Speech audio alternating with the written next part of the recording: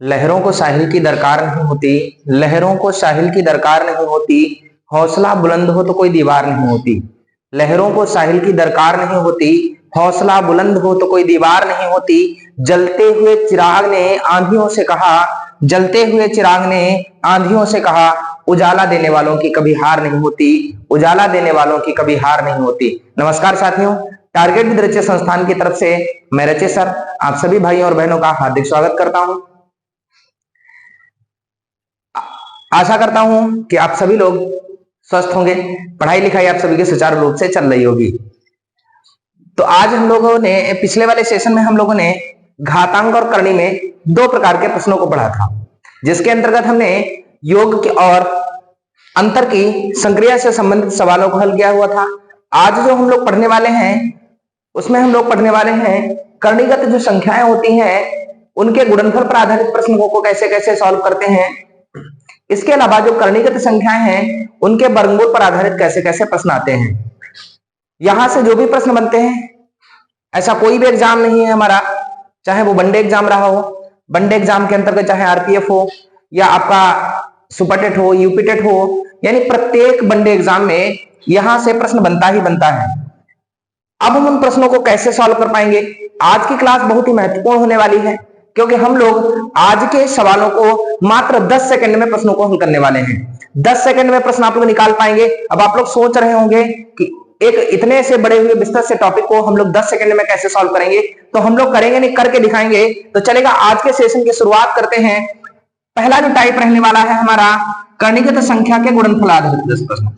जो करणीगत संख्या के गुणनफल पर आधारित जो प्रश्न होते हैं यह दो प्रकार के होते हैं।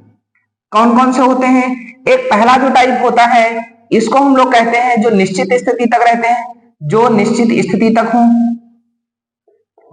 और जो दूसरा टाइप होता है जो हमारे अनंत तक जाते हो, अनंत तक जाते हो, अनंत तक की स्थिति पर आधारित हो, अनंत तक की स्थिति पर आधारित हो। ये दो प्रकार के प्रश्न हमारे एग्जाम में बनते हैं और बहुत ही सरल और सहज होने वाले हैं, क्योंकि हम लोग सीधे आज हम लोग ट्रिक पर बात करेंगे, क्योंकि बेसिक कॉन्सेप्ट पर बात नहीं करेंगे।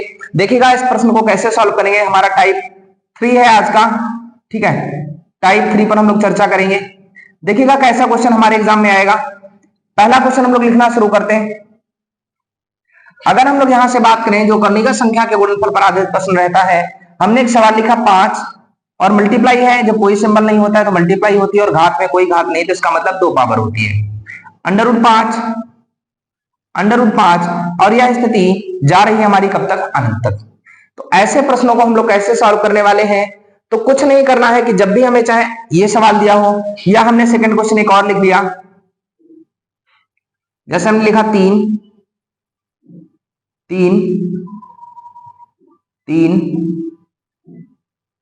और डॉट डॉट डॉट डॉट, ये स्थिति हमारी कब तक जा रही है? इंफिनिटी तक।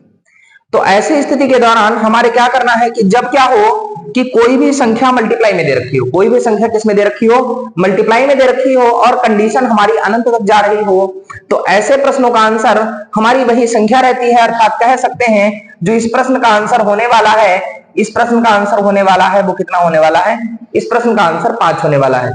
इस प्रश्न का आंसर कितना हो जाएगा भाई? इस प्रश्न का आंसर 5 हो जाएगा।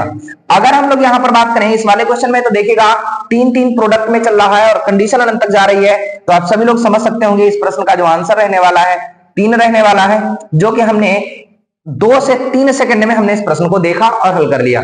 तो आशा करते हैं ये टाइप भी आप सभी को समझ में आ गया होगा। अब हम लोग ऐसी स्थिति पर बात करते हैं कि जब स्थिति निश्चित हो। ये स्थिति कब तक की थी? जो अनंत तक की थी।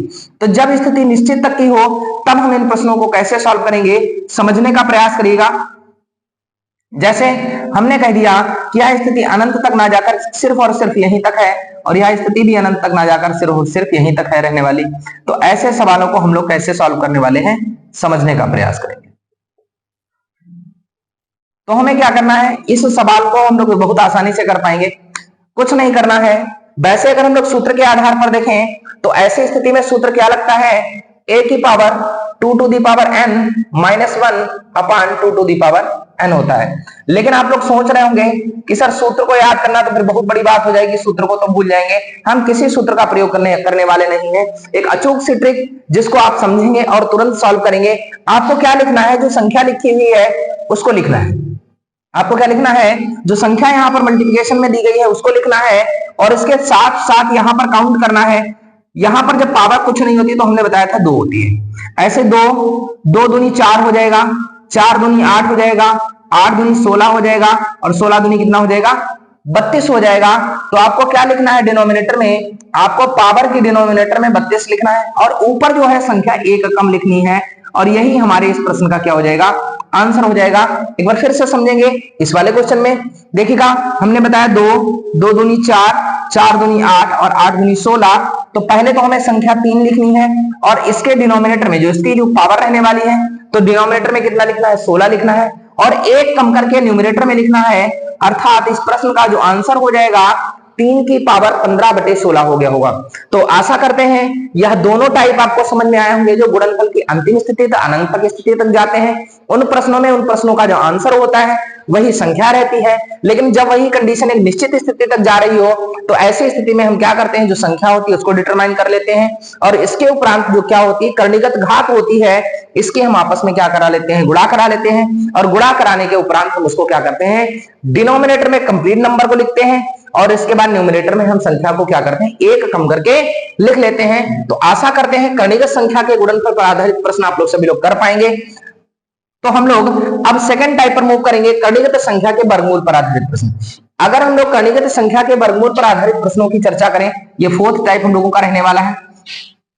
कर्णीगत संख्या के वर्गमूल, वर्गमूल का मतलब होता है संख्या के वर्ग को उसके मूल मान में प्रदर्शित करना ही क्या कहलाता है, वर्गमूल कहलाता है। और यह प्रश्न भी हमें 2 फॉर्मेशन में मिलता है। 2 फॉर्मेशन में कौन सी मिलेगा उनको समझने का प्रयास करिएगा। बहुत ही आसान सा होने वाला है सेशन आज का, क्योंकि आज से आप इस जिस प्रश्न से डर रहे थे उस प्रश्न का एक रामबाण इलाज है, रामबाण ट्रिक है जिसको आप आराम से सॉल्व कर पाएंगे। देखिएगा पहला तो कंडीशन आपको मिलेगा 2√ab के फॉर्म में, किस फॉर्म में मिलेगा, 2√ab के फॉर्म में मिलेगा और जो सेकेंड टाइप है वो √4ab के फॉर्म में मिलेगा। हमने बताया कर्णीय संख्या के वर्गमूल पर प्रश्न 2 प्रकार से मिलेंगे। चलेगा हम डायरेक्ट सवाल के साथ हम लोग को रिलेट करते हैं। जो पहला प्रश्न इसका है,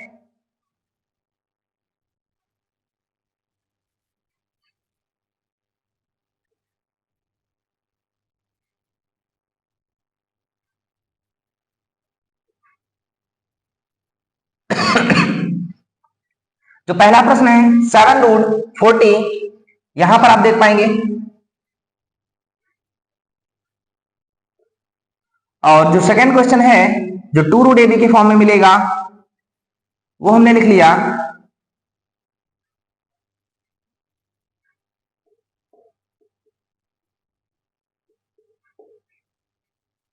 इस प्रकार से 2 प्रश्न मिल सकते हैं। एक तो ऐसी स्थिति हमें यहां पर है, यहां पर हमें कोई भी नंबर नहीं मिलेगी और एक ऐसी स्थिति आप यहां पर देख पा रहे होंगे यहां पर हमें क्या मिल रहा है, 2 मिल रहा है। ऐसे प्रश्न को हम कैसे सॉल्व करेंगे, तो देखिएगा अगर हम बेसिक फॉर्मेशन पर बात करें, बेसिक फॉर्मेशन पर बात करें तो हमें क्या करना होता है, इसके टुकड़े करेंगे और हम a+b के होल स्क्वायर का फॉर्मूला बनाएंगे, तब जाके सॉल्व कर पाएंगे। जैसे इसको हम बेसिक से सॉल्व करते हैं तो हम इसको लिख सकते हैं, देखिएगा आप सभी लोग, इसको हम लिख सकते हैं 5 + 3, 8 हो गया, +2। इसको हम लोग लिख सकते हैं √5 और इंटू √3।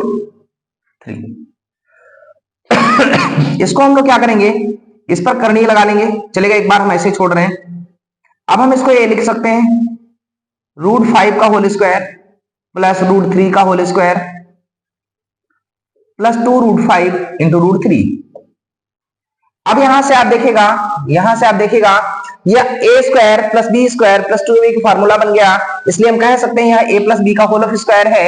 a + b का होल स्क्वायर होने का मतलब √5 + √3 का होल स्क्वायर, और जैसे ही करनी हटेगी तो स्क्वायर हट जाएगा। तो इस प्रश्न का जो मूल आंसर हमारा है √5 + √3 हो जाएगा, जो कि हमने a + b के होल स्क्वायर वाले फार्मूले से कर लिया। लेकिन हम लोग एग्जाम में इतना नहीं करेंगे, एग्जाम में हम बहुत ही आसानी से इसको सॉल्व कर पाएंगे। इतनी आसानी के साथ आप कहेंगे सर ये तो बहुत ही आसान होने वाला है। देखिएगा हम लोग कैसे करेंगे, कुछ नहीं करना है। जब 2 यहां पर मिल जाए तो इस 15 के ऐसे टुकड़े करना है जिनको गुणा करें तो क्या मिले, 15 मिले, और जोड़े तो क्या मिले, 8 मिले। गुणा करें तो 15 मिले और जोड़ने पर 8 मिले। देखिएगा हम उन प्रश्नों को कैसे करेंगे, तो इसके फैक्टर करेंगे 5 और 3। हमेशा बड़ी संख्या को पहले ही लिखना है। 5 और 3 दोनों पर करनी लगानी है। दोनों पर क्या लगानी है? दोनों पर करनी लगा देनी है। दोनों पर करनी लगा देनी है। इसके उपरांत देखना है यहां पर प्लस का सिंबल है तो हम प्लस रख देंगे, और माइनस का सिंबल है तो माइनस रख देंगे, और यही हमारे इस प्रश्न का आंसर हो जाएगा। तो आशा करते हैं ये समझ में आ गया होगा। यहां पर इस फॉर्मेशन पर अगर हम लोग चर्चा करें, देखिएगा हमें जब यहां पर 2 नहीं मिलेगा तो इस संख्या को सर्वप्रथम हमें क्या करना है? 4 से भाग करना है। जैसे ही 4 से भाग करोगे तो हमें जो फल प्राप्त होगा 10 होगा, और इस 10 के ऐसे टुकड़े करने हैं जिनको गुणा करें तो 10 मिले और जोड़ें तो क्या मिले? 7 मिले। तो हमें लग रहा है इसके टुकड़े जो होने वाले हैं 5 और 2 रहने वाले हैं। हमने बताया था दोनों पर अंडर रूट लगा देंगे, और दोनों पर अंडर रूट लगा देने के उपरांत यहां अगर निशान प्लस का है तो प्लस कर देंगे, और माइनस है तो माइनस कर देंगे, और इस प्रश्न का आंसर क्या हो जाएगा? √5 प्लस √2 हो जाएगा। इस प्रश्न का आंसर √5 प्लस √2 हो जाएगा। तो चलेगा, 1-2 क्वेश्चन हम लोग और करते हैं। देखिएगा